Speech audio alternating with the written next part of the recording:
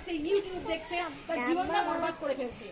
মানে আর কি হচ্ছে তার সঙ্গে, এখন আজকের দিনে লজ্জা লাগে আমার বলতে, ভাবতেও লজ্জা লাগে যে 2026 সালে দাঁড়িয়েও যখন আমরা মিটিংয়ে যাই, মিটিংয়ে দাঁড় করিয়ে বলে অমুক জায়গার অঙ্গনারী দিদিমণিকে, তমুক জায়গার অঙ্গনারী দিদিমণিকে, ওই জায়গায় 18 বছরের নিচে বিয়ে হয়েছে। ভাবতে লজ্জা লাগে না আমার? লজ্জা লাগে যে 2026 সালে দাঁড়িয়েও আজকের দিনে কিছু কিছু মা 18 বছরের আগে একটা মেয়েকে বিয়ে দিয়ে দিচ্ছে।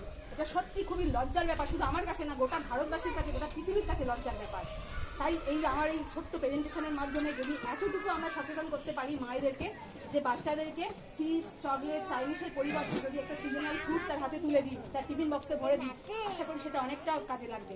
যদি স্কুল থেকে বাচ্চা ফিরে এসে কোল্ড ড্রিঙ্কসের বোতলটা তার হাতে না দিয়ে যদি একটুখানি তাকে শরবত দিয়ে দিই সুন্দর পেট ঠান্ডা করার জন্য, তাহলে আমার মনে হয় সেটা অনেকটা বেশি উপকার হবে। একটা বাচ্চার হাতে যদি ফোন না তুলে দিয়ে তাকে বোঝাই তার মা হিসাবে যে তোমার পড়াশোনাটা কতটা দরকার, তোমার গুরুত্ব জীবনে কতটা প্রয়োজন তোমার পড়াশোনা, সেটা যদি বোঝাই, আমার মনে হয় সেটা অনেক বেশি উপকারী হবে। আজকের প্রেজেন্টেশন এইটুকু। সবাইকে অসংখ্য অসংখ্য ধন্যবাদ।